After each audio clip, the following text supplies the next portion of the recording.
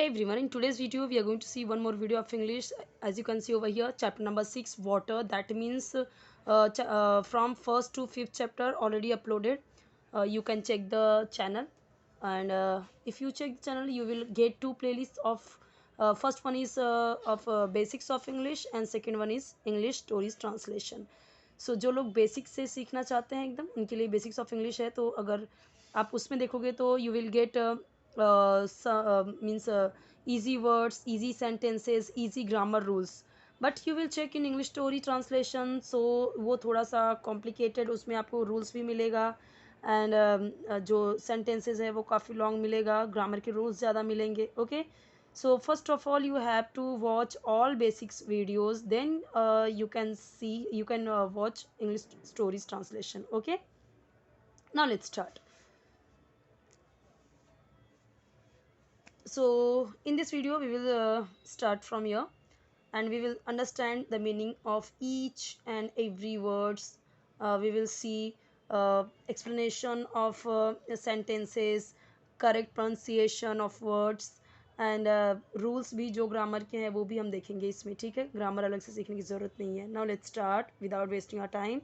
Water, water as we know this is water. आप देख सकते हो वाटर वाटर वाटर मीन्स क्या, पानी. हम बच्चों को इस तरीके से नहीं पढ़ाते इंग्लिश मीडियम के बच्चों को. वाटर वाटर माने पानी नहीं बोलते, बस उनको चित्रों के थ्रू समझाते हैं कि इसको ये बोलते हैं, इसको ये बोलते हैं. तभी वो आप देखोगे कि इंग्लिश में ही बोलना सीखते हैं, उनको हिंदी के चीज़ें उतना नहीं मालूम होती हैं. Okay, let's start. We need water for various purposes. Subject आया, direct verb आया, without any helping verb. Here you can't see is, am, are, was, were, shall, will, could, can. Nothing is there. Direct subject and verb. Okay, so this is present indefinite tense or simple present tense. चाहे simple present tense बोलो चाहे present indefinite tense बोलो. इसमें क्या होता है, तो हिंदी में अक्सर आप देखोगे कि प्रेजेंट इंडिफिनिट यानी अभी की बातें हो रही हैं, और हिंदी में अक्सर आप देखोगे तो ता है, ते है, ती है से ऐसे सेंटेंस वो ख़त्म होगा. सो हमें ज़रूरत है या हमें ज़रूरत होती है. नीड का मतलब होता है ज़रूरत, लेकिन यहाँ पे ता है, ती है हमें देना है क्योंकि ये प्रेजेंट इंडिफिनिट टेंस है. और प्रेजेंट इंडिफिनिट टेंस में एक रूल होता है, जब सब्जेक्ट आया तुरंत वर्ब आया तो ता है, ती है से ये ख़त्म होगा. और एक रूल क्या होता है, if subject will be he, she, it and singular. अगर स्टार्टिंग में ये आया यानी कि सब्जेक्ट अगर इसमें से कोई है सिंगुलर यानी एक वचन, then we will add S और ई एस, यस या फिर ई एस ऐड करेंगे in the verb. And if subject is I, we, you, they and plural यानी बहुवचन, then we won't add S और E S in the verb. इसमें क्या, ये नहीं आएगा. इसीलिए जब आप देख रहे हो कि जब ये वी है, वी, ठीक है, वी, तो हमने क्या किया, वर्ब में एस या एस ऐड नहीं ऐड किया. वर्ब इसमें क्या है, क्रिया, जो एक्शन वर्ड है, जो कुछ दिखा रहा है कि यहाँ कुछ क्रिया है. ठीक है, जैसे खाना, हंसना, पीना, धोना, नहाना, पीना, सोना, रोना, हंसना, गाना, यानी कुछ काम किया जा रहा है, वही वर्ब होता है, वही क्रिया होती है. ठीक है, तो सब्जेक्ट और वर्ब समझना ज़रूरी है. जिसके बारे में कुछ बात किया जा रहा है, जो मेन है, जो हेड है यहाँ पे इस सेंटेंस में, वो हमारा सब्जेक्ट होता है यानी कर्ता होता है. और कर्ता अक्सर आपको ये मिलेगा. ठीक है, उसके बाद सिंगुलर या प्लूरल, बहुवचन या एक वचन, तो हमारे कर्ता होते हैं. फिर कहाँ पे एस या एस ऐड होगा वो आपको देखना कि अगर ये सब हैं तो एस या एस ऐड होगा वर्ब में. जैसे कि मैं आपको बताती हूँ, we need, I need, you need, they need, girls need, boys need. तो गर्ल्स बॉयज़ क्या है, प्लूरल है, बहुवचन है. ठीक है, birds need, animals need, Ram and Shyam need, Reena and Sheena need. But if he, अगर यहाँ पे ही होगा तो needs, she needs, it needs, Reena needs, Ram needs, bird needs, animal needs. Okay, cow needs, girl needs, boy needs. तो यहाँ पे हमने क्या देखा कि जब एक वचन था, सिंगुलर था, तो हमने एस या एस ऐड किया इसमें. ठीक है, तो वी यानी हमें, नीड यानी ज़रूरत होती है या ज़रूरत है, वाटर, वाटर यानी पानी की, फॉर यानी के लिए, वेरियस, वेरियस यानी विभिन्न, अभी पर्पसेस यानी प्रयोजन या उद्देश्य,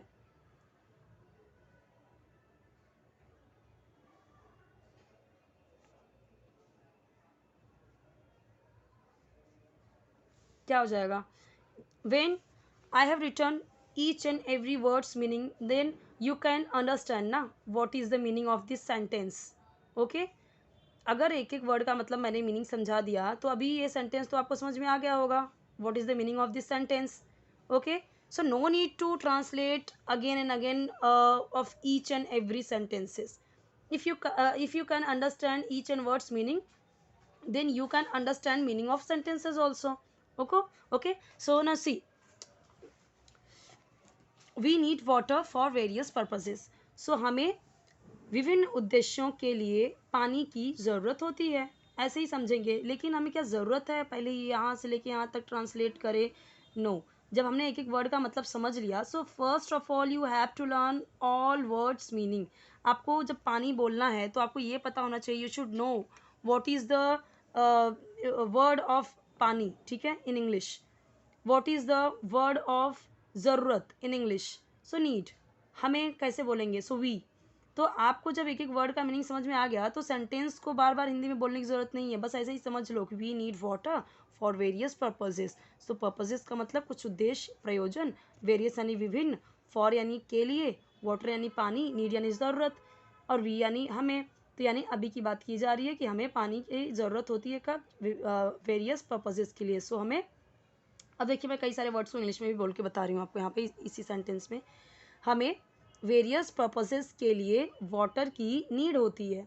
अब मैंने क्या किया, सिर्फ वी मैंने हमें बोला और होती है हिंदी में बोला, बाकी rest of others words I use in English only ना. वी हमें वेरियस पर्पसेस के लिए वाटर की नीड होती है. तो किस तरीके से आपको इंग्लिश को ऐड करना है in your Hindi languages, so you can do practice ना. You have to do practice actually. We use water for, same चीज़, वी के लिए, हम हमें, यूज़ यानी वी यूज़. वापस से वही आया कि जब वी है तो हमने क्या देखा, वर्ब में एस या यस ऐड नहीं हुआ. अगर ये होता ही तो यूजेस, वह यूज़ करता है, शी यूजेस, वह यूज़ करती है, इट यह यूज़ करता है या वह यूज़ करता है, राम यूजेस, राम यूज़ करता है, गर्ल यूजेस. ठीक है, तो यानी कि जब ये सब रहेगा तो हम वर्ब में ऐसे ऐड करेंगे. तो यूज़ का मतलब हम प्रयोग करते हैं. नॉर्मली तो हम अभी यूज़ ही बोलते हैं ना, ये मेरे यूज़ का नहीं है, ये मेरे यूज़ का है. वी यूज़ वाटर, पानी के लिए. अब देखिए, अब मैं इसी से सेंटेंस बना रही हूँ. We use water for drinking. We use water for bathing. We use water for cleaning. कैसे सेंटेंसेस बना दिए? और भी यूज़ कीजिए, ये सब तो वर्ब है, ये सारे क्या हैं? वर्ब हैं. ठीक है, क्रिया है. ड्रिंक में ड्रिंकिंग, पीने के लिए. ठीक है, अगर चलिए यहाँ पे मैंने लिख दिया ड्रिंकिंग. ठीक है, so we use water for drinking. हम पानी का यूज़ करते हैं फॉर ड्रिंकिंग यानी पीने के लिए. तो बाथिंग यानी नहाने के लिए, बाथिंग करने के लिए ना. क्लीनिंग यानी सफाई करने के लिए. ठीक है, तो अब यहाँ पे लिए तो है ही ना सब जगह लिए, तो बस यहाँ पे आपको चेंज करते जाना है. We use, we need, sorry, we use water for drinking, we use water for bathing, we use water for cleaning. So as you can see over here in this picture is showing what is going on here, है ना. these boys bathing. ठीक है, this boy is taking bath and she is cleaning something. I think she is cleaning her hand with soap. okay, now और क्या कर सकते हैं? we use water for washing, we use water for cooking, we use water for putting out a fire. चलिए समझते हैं। Washing यानी धोने, धोना। तो अब जब यहाँ पे धोना लिखा, लेकिन जब आप ऐसे सेंटेंस में लिखोगे तो फॉर यानी के लिए है। तो जब यहाँ पे आप लिखोगे we use water for washing, यहाँ पे अगर वॉशिंग लिख दिया तो क्या हो जाएगा, we use water for washing, हम वॉशिंग के लिए वाटर का यूज़ करते हैं, हम वॉशिंग के लिए वाटर का यूज़ करते हैं। मैंने यूज़, वाटर, वॉशिंग सब कुछ तो मैंने इंग्लिश में ही बोल दिया। तो इस तरीके से आपको कितने सारे सेंटेंसेस बन गए, 6 सेंटेंसेस बन गए ना, 1 2 3 4 5 6, and you have to make more sentences like this. Okay, और भी यहाँ पे है कुकिंग यानी पकाना। तो अब यहाँ पे लिखेंगे तो फॉर कुकिंग यानी पकाने के लिए, खाना पकाने के लिए, कुकिंग यानी खाना पकाना। पुटिंग आउट अ फायर यानी आग बुझाना, इसका मतलब ही है आग बुझाना। पुटिंग आउट अ फायर यानी आग बुझाना। आई होप कि ये आपको समझा होगा। लाइक अस यानी हमारी तरह। अब ये लाइक अस यानी हमारी, लाइक यानी तरह, तो हमारी तरह।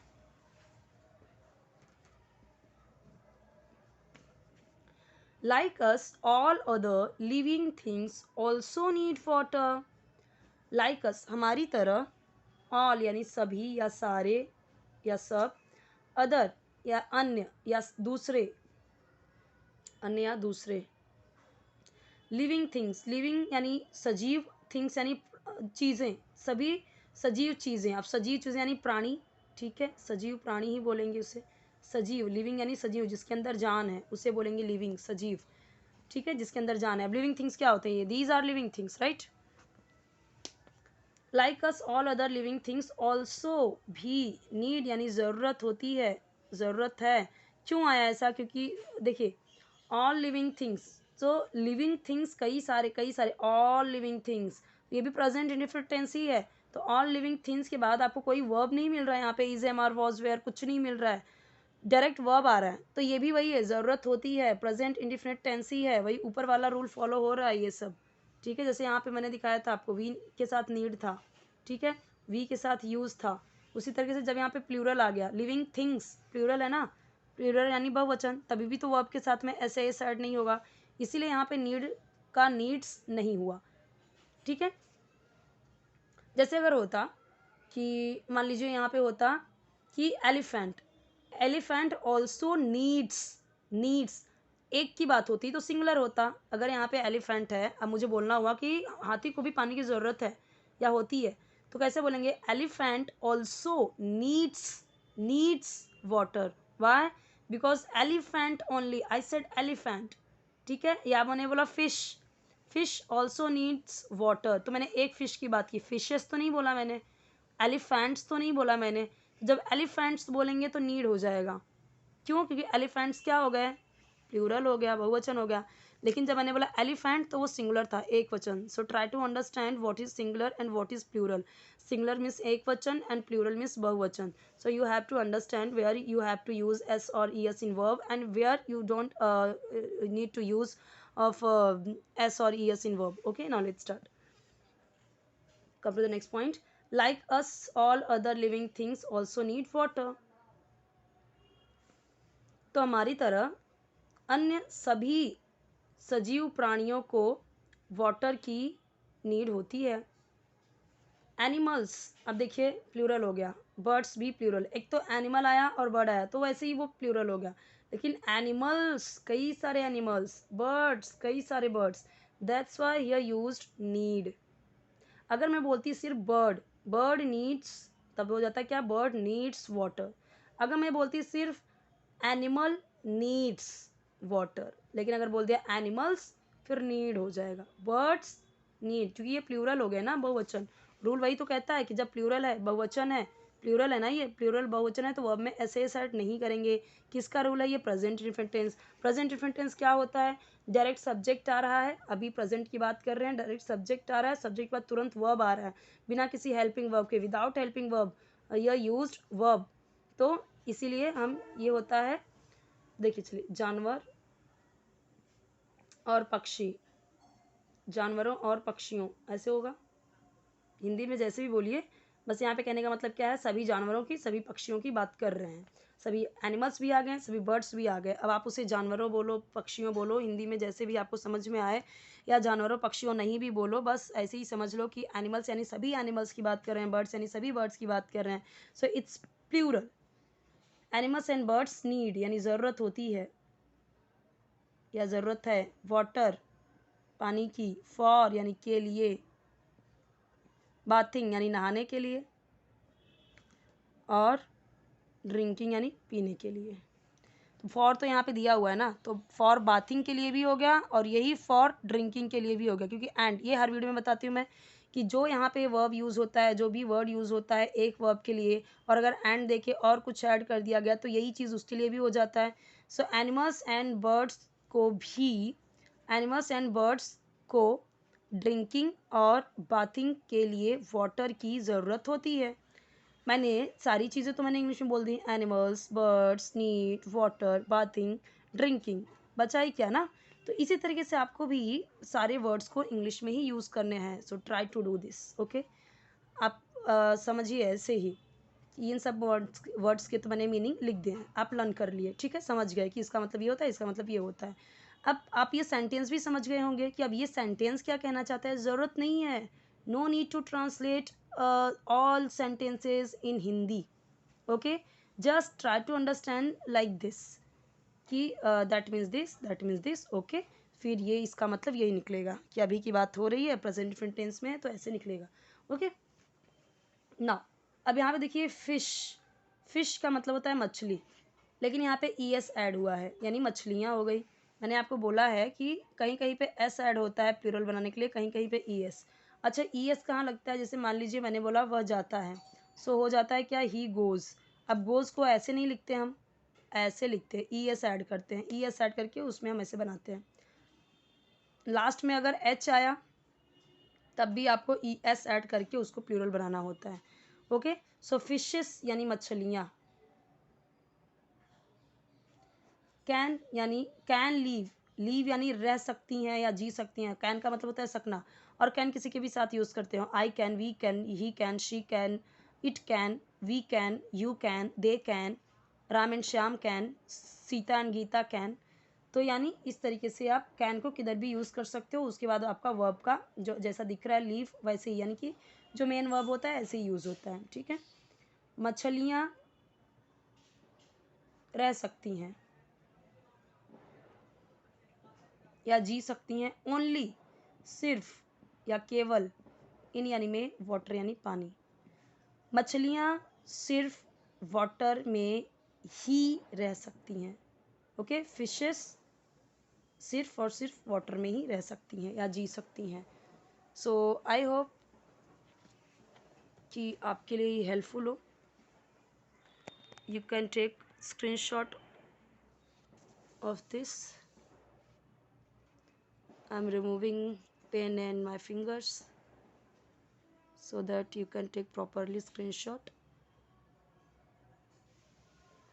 You have to learn all hard words meaning. by the way यहाँ पे कुछ ज़्यादा hard words नहीं है, rules also are very simple, only present tense use हुआ है यहाँ पे। इसीलिए तो मैं आपको बोलती हूँ कि पहले आपको बेसिक्स ऑफ इंग्लिश वाले सारे वीडियोस देखने हैं, डेली की डेली आपको 2-2 3-3 वीडियो देखिए और फिर आप स्टोरी वाले पे जाइए, ताकि आपको आपका जो इंग्लिश है और भी ज़्यादा इम्प्रूव हो। तो पहले बेसिक्स ऑफ इंग्लिश वाले सारे वीडियोस देख लीजिए आप, फिर वो सारे वीडियोस देखिए स्टोरीज़ वाले। और कोई भी वीडियो चाहिए तो आप कमेंट सेक्शन में बताइए जो आपको लगे कि हेल्पफुल हो सकता है। रीडिंग की वीडियो मैं अलग से नहीं बना रही हूँ, भी इसी में मैं रीड करती हूँ, एक्सप्लेन भी करती हूँ। बट जिनको चाहिए कि नहीं अभी मुझे तो रीडिंग भी नहीं आती है, रीडिंग मुझे अलग से बताइए, तो उसके लिए अलग से वीडियोज़ बनेंगे, उसके लिए अलग से फिर प्लेलिस्ट भी बनेगा, उसका एकदम ए टू जेड का क्या मीनिंग होता है, ए को क्या पढ़ना है, बी को क्या पढ़ना है, सी को क्या पढ़ना है, मतलब वो सारी चीज़ें फिर समझानी पड़ेगी डिटेल में। If you want so do comment in comment section, okay.